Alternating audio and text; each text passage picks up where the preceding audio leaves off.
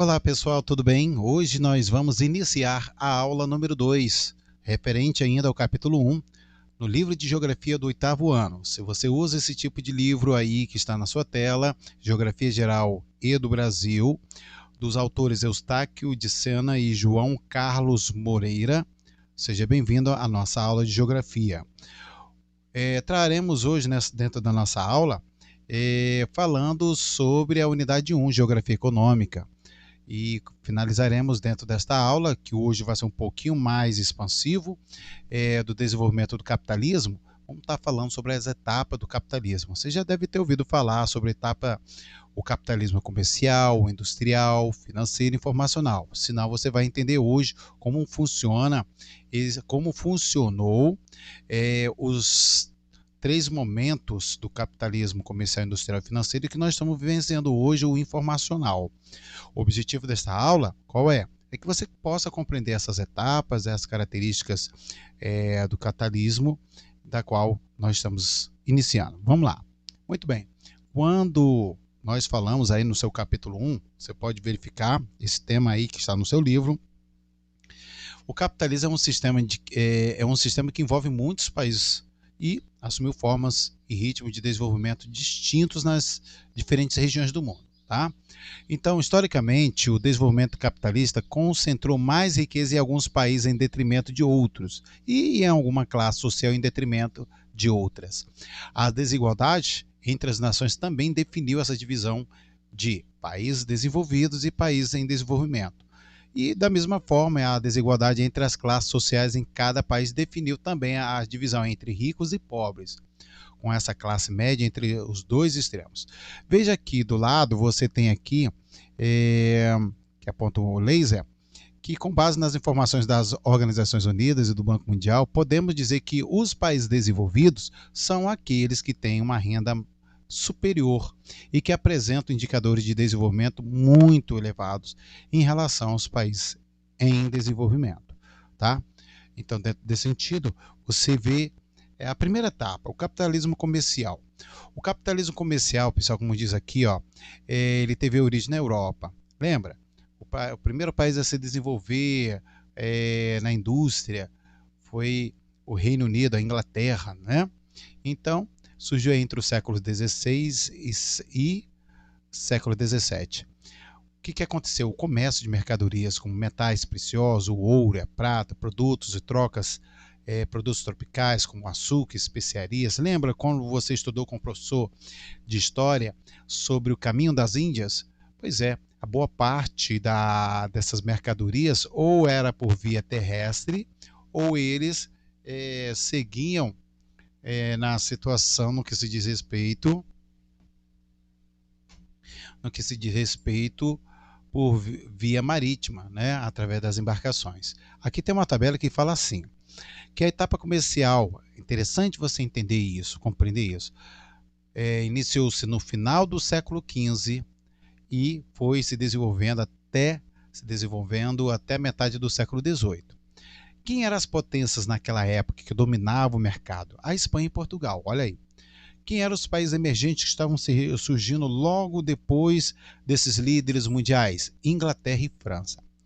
Agora, a periferia do comércio, qual era a abrangência da Espanha e Portugal? Era a América, certo? O novo continente, e a Ásia, que eram os seus fornecedores de mercadorias. Você sabe muito bem que, dentro do contexto da história, as Américas foram colonizadas por Portugal, Espanha e bem como Inglaterra, né? Os mais influentes nessa situação aqui na América, né? No continente americano. Lógico que teve outros também que colonizaram essas terras. Mas falando precisamente dentro do contexto, a gente vai ter essa situação aí, tá ok? Bom, a África era o quê? Fornecedora de mão de obra escrava, exatamente. Você deve ter estudado dentro do contexto dos sétimos anos na história sobre a escravidão no Brasil, né? No Brasil. Primeiramente, o Brasil, quando foi colonizado aqui, você sabe que a utilização da mão de obra era a parte indígena, mas com o tempo se tornou lucrativo foi a dos escravos vindo ali dos países litorâneos do lado oeste do continente africano. Quais eram os principais interesses dessas potências?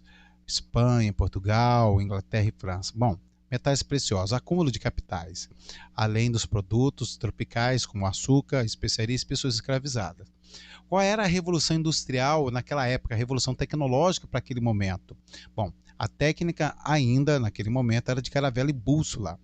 E aí isso tornou-se aí as grandes navegações. E para gerar essa energia era com a força dos ventos, a energia eólica, através das embarcações. Então aí mostra um marco importante para o Brasil, a vinda de Pedro Álvares Cabral em abril de 1500. Bom, quando nós falamos assim, as grandes navegações trouxe também um sentido. No sentido do capitalismo comercial, trouxe o chamado mercantilismo. Mercantilismo surgiu através dos estados nacionais absolutos, certo? Absolutista, e que vigorou aí o capitalismo comercial. O que defende esse mercantilismo? Defende a intervenção do Estado na economia e a proteção dos seus interesses também. Quais eram os objetivos do mercantilismo? Fortalecer o Estado e aumentar a riqueza nacional via acúmulo de metais preciosos como ouro e prata e a obtenção dos superávit comerciais, ou seja, ganhar muito mais na venda dos produtos na Europa. Para os seus teóricos, a riqueza vinha do comércio, ou seja, a circulação dessas mercadorias. Então nós temos aqui Thomas Mann, economista inglês, um dos principais teóricos da doutrina mercantilista, e Jean-Baptiste Colbert, ministro de Finanças de Luís XIV, responsável aí pela aplicação das políticas mercantilistas na França. E aí, quando nós tratamos sobre esse assunto, aqui eu trago uma cronologia para você, que no caso aqui no Brasil, em 1494, Tratado de Tordesilhas, e aí no período das grandes navegações, a expansão marítima europeia entre Portugal e Espanha. Em 1498, aconteceu a viagem de Vasco da Gama às Índias via Atlântico. Entre 1500 a 1600 surgiu a mundialização do comércio. Então já estava aí já essa conexão entre eles. A utilização do trabalho escravo na América também foi um forte para o período da história. A acumulação primitiva dos capitais na Europa. Em 1688 aconteceu aí a chamada Revolução Gloriosa na Inglaterra. Bom, quando eu falo sobre isso, eu quero tratar de um assunto muito importante também, que o livro traz, o que é o estado do bem-estar. Para você entender isso, o Estado exerce um papel, certo? Hoje, atualmente, ele exerce um papel para minimizar as desigualdades sociais. Em diversos países da Europa, por exemplo, após a Segunda Guerra Mundial, os sucessivos governos implantaram o estado do bem-estar social. Entenda o que é isso aí. No inglês, eles colocam aí o welfare state, desculpa aí a minha linguagem, tá ok? Responsável por promover políticas sociais. Quais serão essas políticas sociais? Investimento em educação. Hoje tem que ter investimento em educação, a melhoria da qualidade do atendimento na saúde, a habitação, a melhoria da previdência social para os direitos trabalhistas, né? No futuro você vai se aposentar, que essa previdência seja uma previdência responsável para garantir do usufruto da sua contribuição ao longo de mais de 30 anos de serviço. Essa aí faz com que há uma diminuição das desigualdades sociais, só que não é o suficiente, nós sabemos disso, né? Mas contribuiu para melhorar as condições de vida da população, mesmo entre os mais pobres. Veja, quando nós falamos dos países em desenvolvimento, eu trago aqui para você que são aqueles, olha, nós falamos que os países desenvolvidos são os países que têm os maiores índices de desenvolvimento, a maior arrecadação do PIB, produzido por aquela nação durante um ano, o salário mínimo desses países ricos ou países desenvolvidos são muito superiores aos países em desenvolvimento. Então entenda, países em desenvolvimento, como é o caso do Brasil, são aqueles que se situam em faixas de renda baixa ou média e que apresentam indicadores de desenvolvimento, seja ele baixo, médio ou alto. A gente vai ver isso no capítulo 5, tá ok? Então trago um símbolo aqui para você sobre bem-estar social, né? A participação né, o Estado atender a população nas mais diversas situações possíveis que ela merece ser atendida. Quando trago agora um outro momento da etapa do capitalismo, que é o industrial. O industrial surgiu aqui dentro da tabela o seguinte, ó. Aconteceu aí a chamada Revolução Industrial no Reino Unido. Lembro para você que Reino Unido é formado por 3 nações. Quais são elas, professor? Inglaterra, Escócia e Irlanda, certo? Só que quem está nesse meio aí é a Inglaterra, que comanda aí essa Revolução Industrial. O que foi isso, Revolução Industrial? Foi profundas mudanças no modo de produção, de produzir as coisas em vários setores da economia, seja no têxtil, seja na parte de imóveis, móveis, imóveis, né, entre outros setores. A ciência, o avanço da saúde, tá entendendo? O surgimento de fábricas, a situação o aumento da utilização de mão de obra, que agora não é escrava, mas passa a ser assalariada, a pessoa trabalha para receber um valor salarial pelos 30 dias oferecidos e servidos ali à fábrica. Veja aqui nessa etapa, para você entender, que isso ocorre na segunda metade do século XVIII, ao fim do século XIX.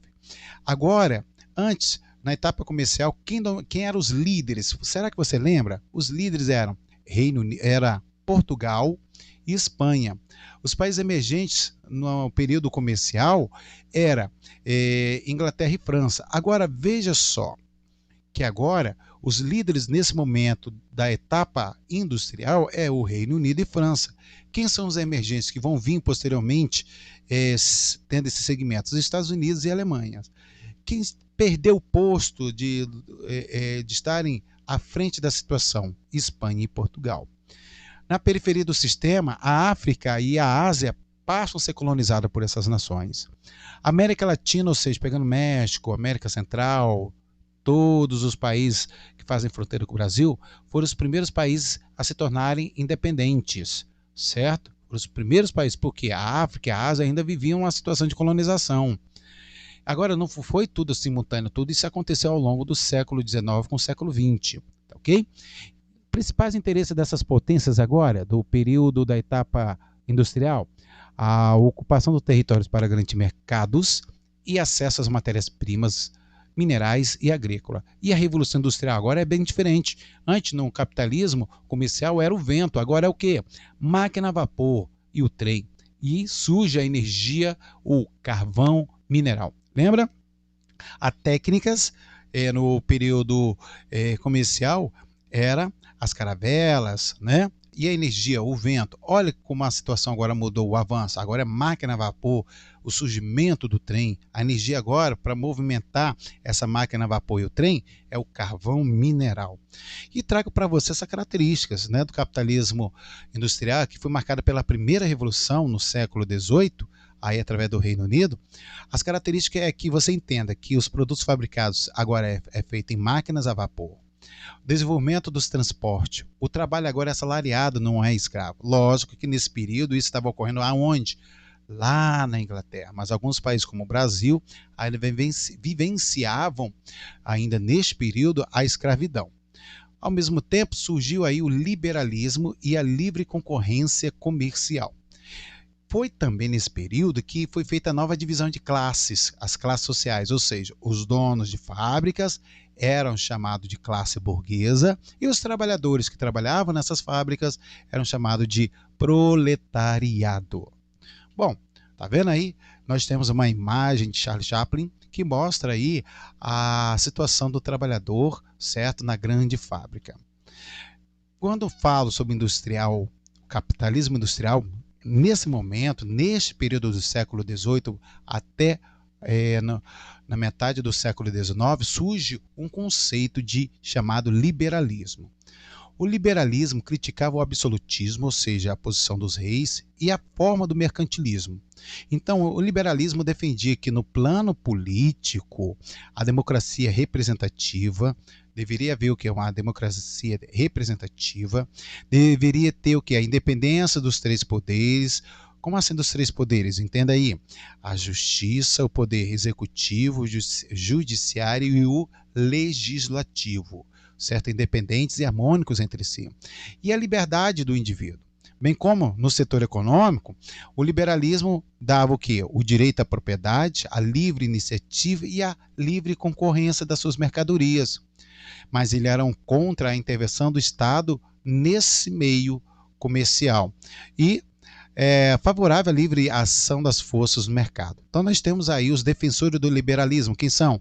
Adam Smith, economista escocês, um dos mais importantes teóricos do liberalismo clássico e dos seus fundadores.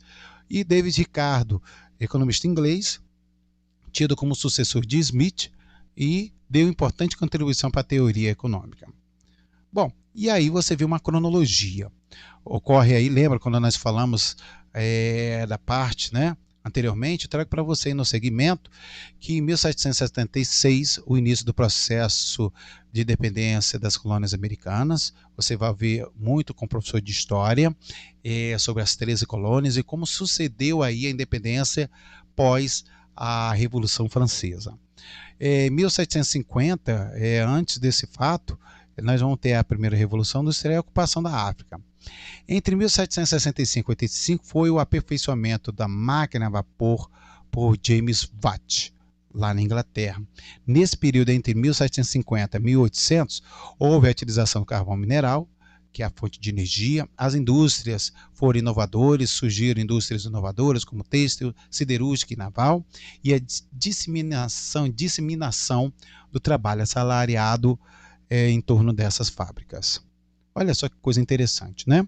Então, nesse período aí, a África e a Ásia foram os berços, né, da colonização.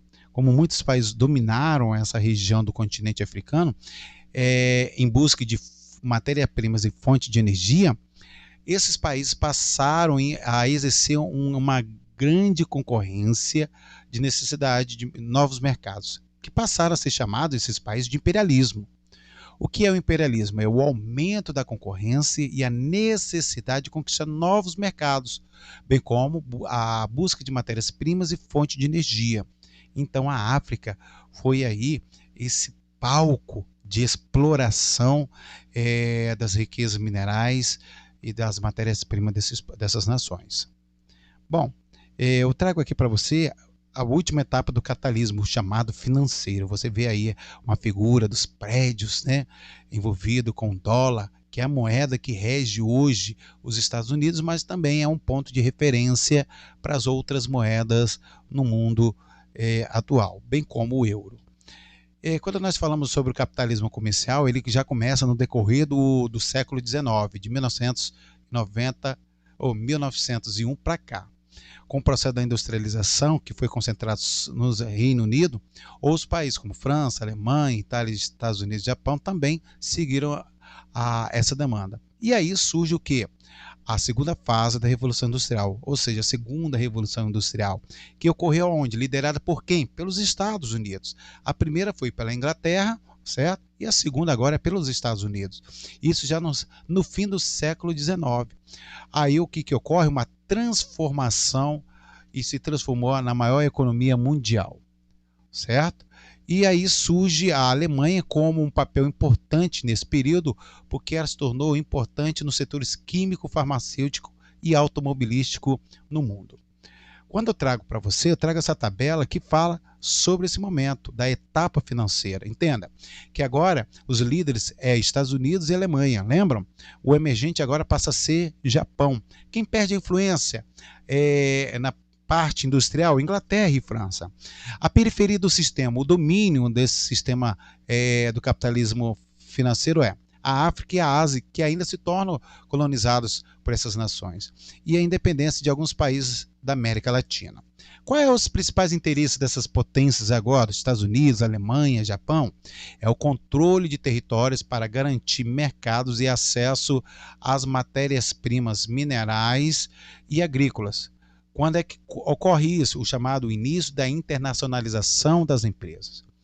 Aí surge agora um outro momento importante para esse momento da etapa financeira. Qual é? As técnicas, o automóvel, o avião, e motores, a combustão interna e elétricos. Qual é a fonte de energia que agora está sendo utilizada? O petróleo, a descoberta do petróleo, a criação da eletricidade.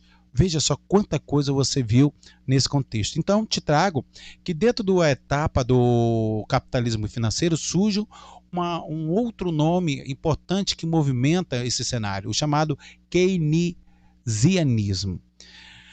O período keynesianismo dentro do sistema financeiro, ele criticava o pensamento econômico clássico, o princípio das mãos invisíveis, do suposto equilíbrio espontâneo do mercado. Então eles defendiam a intervenção do Estado na economia para evitar crise de superprodução, como ocorreu no ano de 1929. Você vai ouvir isso ainda, a crise econômica de 1929. Então, o keynesianismo, após esse momento dessa crise, ele propôs que houvesse um aumento dos gastos públicos com um mecanismo para estimular o crescimento econômico e a geração de empregos. Os seus defensores e o criador desse novo sistema da intervenção do Estado para evitar essa crise econômica que aconteceu em 1929 foi o John Keynes. Ele é economista inglês, o mais importante nos meados do século XX e que influenciou as políticas da recuperação econômica de 1929.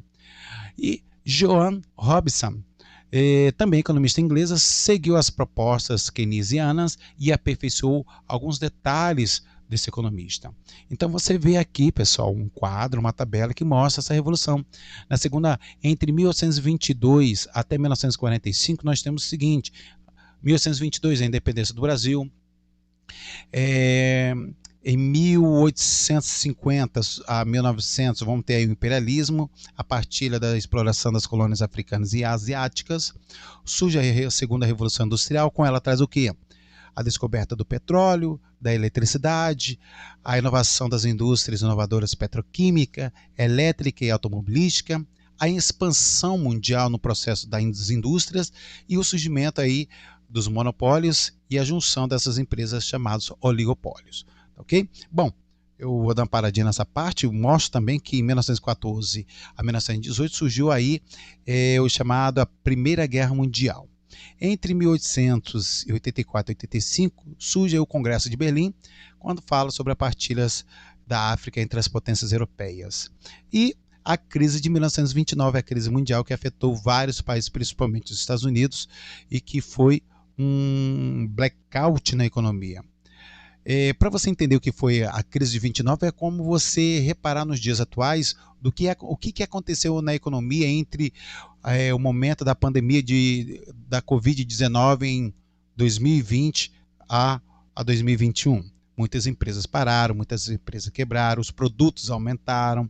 Foi quase parecido com isso. Lógico, são momentos diferentes, mas para você entender o que é o caos que acontece quando as empresas não conseguem fomentar suas economias, sua produção. Foi mais ou menos por aí. E aí, 1939 a 45, o surgimento da Segunda Guerra Mundial. Bom, gente, quando nós falamos do capitalismo informacional, foi a evolução, né? Nessa evolução das tecnologias, a internet, tudo isso aí surgiu. Veja, a crise de 29 não tinha esse acesso do mundo globalizado através da internet. Hoje você fala com qualquer pessoa no mundo, você pode conhecer o mundo aí na palma das suas mãos através dos smartphones ou na sua mesa, da sua sala, na sua cozinha, através de um notebook ou computador, certo? Ou através da televisão, que traz as informações tanto do Brasil e do mundo. No capitalismo informacional, agora as potências continuam sendo os Estados Unidos, Japão e Alemanha, seguidos de quem? Reino Unido e França. Quem agora se torna emergente? A China, que vinha logo atrás. A periferia do sistema desse grupo de países, o que acontece? Os países da África se tornam independentes, da mesma forma da Ásia, surgem novos países emergentes, centro-capitalistas, os BRICS, quem são? Nas primeiras letras da palavra, Brasil, Rússia, China, Índia e África do Sul. Os principais interesses dessas grandes potências que tem aqui no início do quadro é o surgimento da aceleração e internacionalização das empresas multinacionais. certo? As multinacionais aparecem muito nesse momento. O domínio do mercado mundial através da exportação de mercadorias, oferecimento de serviços e investimento. Bem como a revolução tecnológica trouxe o quê? A informação, a comunicação, os computadores, a internet, os satélites, o conhecimento técnico-científico e as fontes nesse momento de energia são as alternativas de energia, como a energia eólica, geotérmica, entre tanto outros fatores de alternativas de geração de energia, justamente para fomentar o crescimento deste capitalismo. E assim, né, surge aí um novo conceito, que é o chamado neoliberalismo, buscar aplicar os princípios do liberalismo clássico ao capitalismo atual, que nós estamos vivenciando hoje. Diversamente daqueles, os teóricos neoliberais, eles não creem na regulação espontânea do sistema. Então eles visam o que? Disciplinar a economia do mercado. Eles aceitam uma intervenção mínima do Estado, ou seja, o país intervir nessa economia, mas não tão fortemente, para que eles possam, o Estado, assegurar a estabilidade monetária, ou seja, o valor do dinheiro, que possa oferecer a livre concorrência. Mas também eles defendem, né, os liberalistas, a abertura econômica financeira, bem como a privatização de suas empresas estatais, que eu falei no início da aula 1, do capitalismo, das etapas do desenvolvimento do capitalismo, perdão. Quem são aí o carro-chefe desses entendimentos? Alexandre Husserl, certo? Economista alemão, crítico do liberalismo clássico e criador do tema neoliberalista. Milton Friedman, norte-americano, Nobel da Economia no ano de 1976 e um dos continuadores da proposta neoliberais e assegurou aí os governos de Reagan e Margaret Thatcher. Bom, gente, traga aí mostra uma tabela para vocês, né? Desse surgimento, né? O touro que mostra aí a sua magnitude em relação aos países que andam vivenciando. Na tabela vai mostrar o pós-guerra, a intervenção dos Estados Unidos nas colônias dos países subdesenvolvidos. Entre 1990 e 2000, a emergência da China a China surge como uma potência e o surgimento das economias emergentes. No ano de 1950 a 2000, nós vamos ter aí a chamada globalização, que é a expansão dos capitais produtivos e especulativos. Surge a terceira revolução industrial ou revolução técnico-científica. Nesse período ocorre o quê? Crescente investimentos, ampliação do meio técnico-científico formacional, as indústrias inovadoras, a informática, a robótica, a telecomunicações, a biotecnologia, a industrialização de países em desenvolvimento e a expansão multinacional. E surge também entre os anos 80 e 90 crises financeiras em diversos países, certo? Agora não fica somente em um lugar, agora vários países sentem a crise financeira dessa situação. Em 1999, para fortalecer, cria aí o G20, os 20 países mais ricos do mundo. 2008 surge aí uma nova crise financeira mundial. E aí fica em xeque o conceito do neoliberalismo nesse patamar que estamos vendo. Bom, gostou? Valeu, muito obrigado e até a próxima.